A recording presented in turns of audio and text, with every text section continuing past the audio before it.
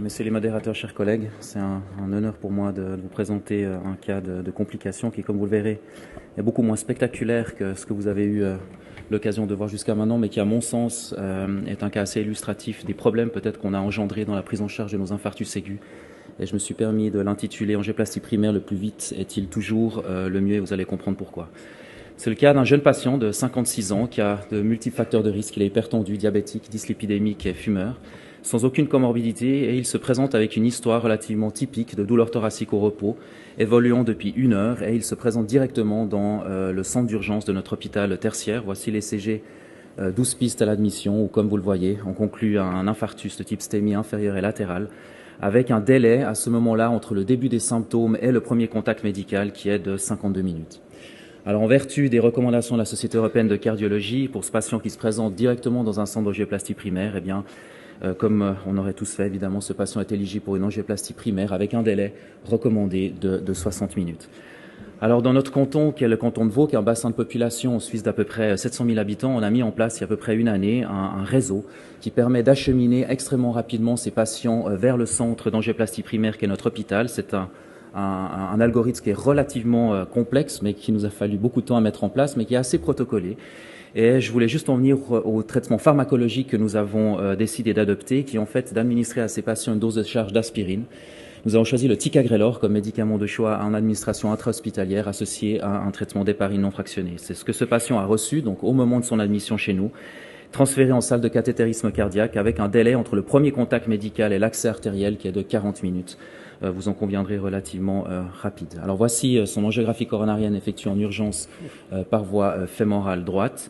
Ça, c'est les injections du réseau gauche. On voit une maladie extrêmement diffuse qui touche déjà le tronc commun distal, une très longue infiltration de l'IVA proximale avec une sténose relativement serrée du segment 2 de l'IVA, puis encore des lésions plus distales. La circonflexe est plutôt de petite taille mais extrêmement infiltrée, avec, vous le verrez sur cette vue Spider, en fait, une sténose relativement serrée de la portion proximale quasi-ostiale et de la première marginale. Sur la partie droite, vous voyez la lésion coupable de l'infarctus, avec cette subocclusion d'allure extrêmement thrombotique d'une coronaire droite dominante dans lequel le flux a l'air d'être préservé, mais le patient se plaint encore de douleur et garde un sus-décalage du segment ST. Alors, ma question à l'audience et au modérateur, donc on est en face d'un patient avec une maladie des 3 vaisseaux, avec une subocclusion thrombotique de la coronaire droite qui correspond à la lésion coupable de l'infarctus et une maladie relativement significative et pronostique de l'IVA proximale et de la circonflexe, chez un patient qui est à ce moment-là parfaitement hémodynamiquement stable, sans inotrope, donc qui ferait uniquement une angioplastie de la coronaire droite. On peut voir la lumière, s'il vous plaît. Lumière, merci. S'il vous plaît, merci. Qui fait l'angioplastie primaire isolée? Qui ferait une angioplastie de tous les vaisseaux. On se souvient de l'étude PRAMI qui a été publiée. Stratégie PRAMI anglaise. Bon, on voit que les Anglais ne nous ont pas convaincus. Juste une question, le patient est stable hémodynamiquement, mais il a encore une douleur thoracique là, oui. La coronarographie. Oui, exactement. Donc il garde encore un sus-décalage avec des douleurs thoraciques persistantes. Qui ferait une angioplastie de la coronaire droite avec une angioplastie différée du réseau gauche, ou au contraire, qui il partirait plutôt pour une chirurgie différée, commençons peut-être par l'angioplastie différée. Donc l'angioplastie, il y a chirurgie où il y a 2-3 mains qui se lèvent, oui. Et puis qui se contenterait d'une angioplastie primaire de la coronaire droite et d'une stratégie de revascularisation guidée par l'ischémie dans un deuxième temps. C'est en tout cas ce que nous avons proposé pour ce patient, c'était effectivement d'effectuer cette angioplastie, ensuite de discuter le cas de ce patient en colloque multidisciplinaire cardio-chirurgical avec des données invasives d'hémodynamique, de tests fonctionnels.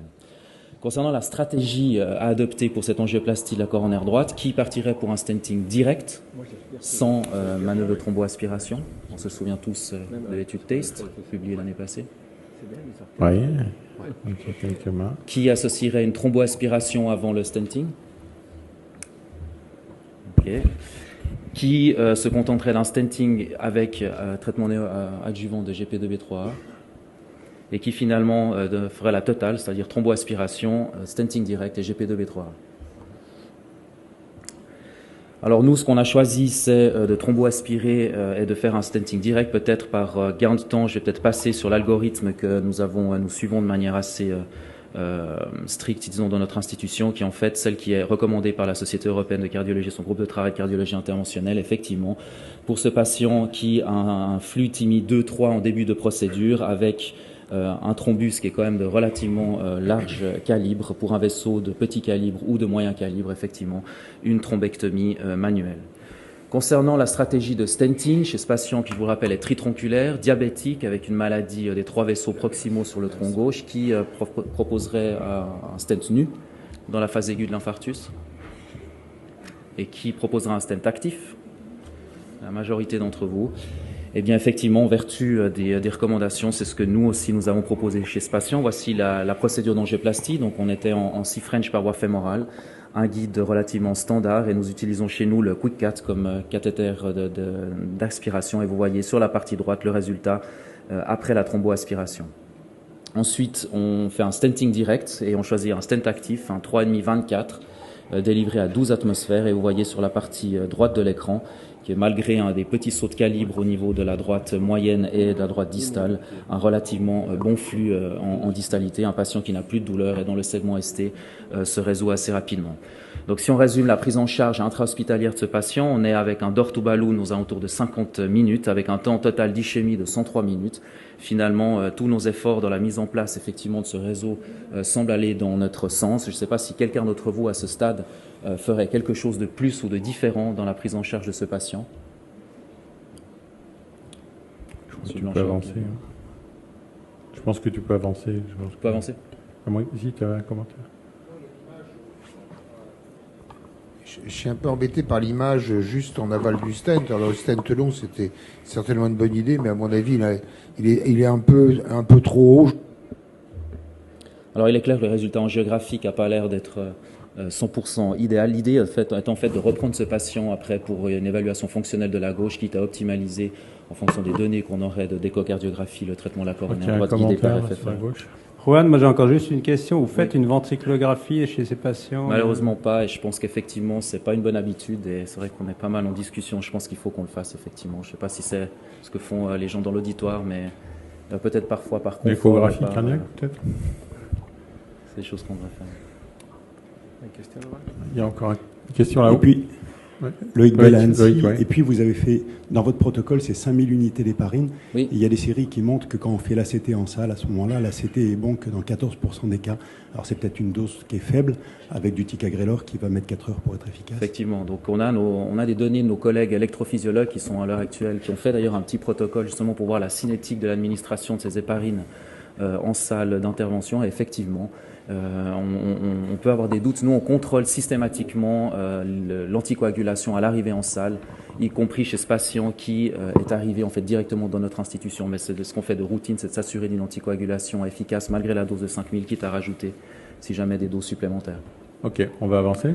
Alors ce patient, finalement, il a une évolution relativement stable. Il est transféré dans une unité coronaire sans symptômes angineux résiduels. Il est parfaitement hémodynamiquement stable, sauf que 10 minutes après l'admission, on nous rappelle, car il développe une douleur thoracique aiguë, il s'hypotend de manière relativement sévère, il est bradycarde, il nécessite un remplissage agressif de l'atropine, de l'isoprénaline. Je n'ai pas les CG à vous montrer, mais il développe un bloc AV du 3e degré. On fait vite une petite écho parce que la machine était à côté, il n'y a pas d'épanchement péricardique à ce moment-là, et on décide de le redescendre en salle d'intervention en vue de lui mettre un pacemaker temporaire et de recontrôler ses coronaires. Alors vous voyez l'injection de la coronaire droite. Donc tout ça c'est à peu près 20 minutes après donc la première sortie de salle. Donc on a mis le pacemaker en place et on a maintenant effectivement une thrombose aiguë du stent qui est fraîchement implanté. Alors quelle est maintenant la stratégie de prise en charge que vous proposez chez ce patient qui se contenterait d'une angioplastie au ballon seul? Je pense qu'on peut aller vers la thromboaspiration. C'est là que les mains vont se lever. Peut-être ma question peut être un peu plus précise. Est-ce que vous pensez qu'il y a un intérêt à ce stade-là de rajouter des GP2B3A ou pas? La majorité d'entre vous. C'est effectivement ce qu'on a fait. Je passe peut-être sur les recommandations. La question est finalement dans ces cas-là, parce qu'on a relativement peu d'expérience, mais qui va donner les GP2B3 de manière intraveineuse ou plutôt intracoronaire, par exemple intracoronaire qui le donnerait directement dans l'artère, et en intraveineux. Alors nous, on a dans notre salle de cathétérisme, on a en fait ce ballon Clearway qui est un cathéter d'infusion pour lequel on a effectivement relativement peu de données randomisées. On a simplement des études de faisabilité, mais qui montrent qu'apparemment de délivrer de manière intralésionnelle et intracoronaire l'actifimab permettrait d'avoir une meilleure résolution, un meilleur impact sur la perfusion myocardique sur la base du blush myocardique et de la résolution du segment ST. Dire quelque chose? Mais moi, je voulais juste dire qu'en fait, avec le cathéter de thrombectomie, tu peux aussi faire une infusion de Réopro. Hein. Absolument. C'est relativement facile à faire. C'est ça, ouais. Alors c'est vrai que maintenant on a pris l'habitude d'utiliser ce ballon Clearway plutôt de petite taille, d'éviter l'embolisation. Et là vous voyez sur la partie droite de l'écran l'administration qui se fait via ce cathéter d'infusion qui n'a pas un profil, il faut le dire, vraiment excellent. Donc des fois il faut, comme dans ce cas-là, le support d'un body wire pour le descendre à travers un stent même proximal. Oui, tu voulais commenter? Oui, je voulais juste ajouter, on ne va pas faire de pub pour le Clearway, on n'utilise pas souvent le Clearway. Mais disons, la différence c'est que comme il y a du thrombus, beaucoup de thrombus sur site, tu mets ce ballon sur place, puis tu infuses ce médicament localement. C'est juste là l'idée derrière, c'est tout. Hein. Puis Okay. les données sont limitées. Hein, Ils sont extrêmement limitées. Oui, c'était il y a très longtemps, oui. Alors voici le résultat final après la thromboaspiration et le Réopro intracoronaire. Comme on voit, un résultat qui est pas franchement optimal au niveau distal. On a probablement une embolisation dans une branche où se situe ce guide, comme on verra après le retrait du guide. La question à ce stade, c'est qui s'arrête à ce stade-là. Donc le patient n'a plus mal, il est, je vous le dirai tout à l'heure, mais je peux déjà vous le dire, il est en rythme sinusal à ce moment-là. Qui s'arrêterait malgré la persistance d'un thrombus et d'un flux qui a l'air d'être TRIMI3, mais effectivement le blush n'est pas impressionnant. Qui continuerait à dilater, en particulier au niveau distal. Qui continuerait à aspirer, aller distalement au stent. Qui aurait un intérêt à faire de l'IVUS, par exemple, pour comprendre le mécanisme de la thrombose, qui fera de l'IVUS à ce stade. De l'OCT plus que de la vue d'ailleurs. Mais... Alors nous, on l'a pas malheureusement, mais c'est effectivement une bonne remarque. Eh bien, à ce stade, nous, on a décidé de s'arrêter. Le patient était stable sur le plan hémodynamique, il est en rythme sinusal, relativement stable sur le plan hémodynamique et sans inotrope. On a retiré le pacemaker, ça c'est un point important pour la suite, et on a poursuivi le traitement antithrombotique avec une infusion de Réopro en continu et d'héparine non fractionnée. Voilà le résultat final après le retrait des guides, où on voit effectivement cette embolisation distale persistante. Le patient a une évolution qui est relativement stable initialement. Cette fois, il passe des soins intermédiaires aux soins intensifs. Il n'a pas de symptômes angineux. Il est relativement stable durant les premières heures, si ce n'est qu'on nous rappelle 2 heures plus tard où il développe un tableau de choc cardiogène qui nécessite des hautes doses de noradrénaline et d'adrénaline. L'électrocardiogramme à ce moment-là ne montre pas de modification nouvelle, mais il développe assez rapidement un arrêt cardio-respiratoire sur en fait une activité électrique sans pouls. Il est réanimé pendant à peu près 25 minutes et entre 2 séances de réanimation, on constate qu'il développe vraiment un important tamponnade, effectivement, et donc il est décidé de le drainer, vu de l'instabilité hémodynamique, de manière urgente au lit du malade. L'héparine est arrêtée, de même que le Réopro, et mes collègues des soins intensifs, d'eux-mêmes, réversent en fait le traitement antithrombotique par l'administration de plaquettes. Voici l'échocardiogramme qu'on a eu le temps d'effectuer entre 2 sessions de massage, et voici le résultat après le drainage initial. C'est du sang veineux ou c'est du sang artériel? Alors c'est du sang artériel à ce moment-là. À ce moment-là, le patient il est relativement stable. On arrive même à le sevrer progressivement de ses amines. Perforation coronaire. Ouais. Et l'échocardiographie de contrôle montre qu'il n'y a pas d'épanchement résiduel. Le patient développe une dysfonction et sans implication des cavités droites. Malheureusement, 2 heures plus tard, on est rappelé car le patient développe cette fois une asystolie. Il est massé pendant à peu près 30 minutes sans malheureusement parvenir à rétablir une circulation spontanée. L'échocardiographie, malgré le fait que le drain soit en place, qui drainait relativement bien, confirme effectivement qu'il n'y a pas d'épanchement qui s'est recollecté et en particulier organisé.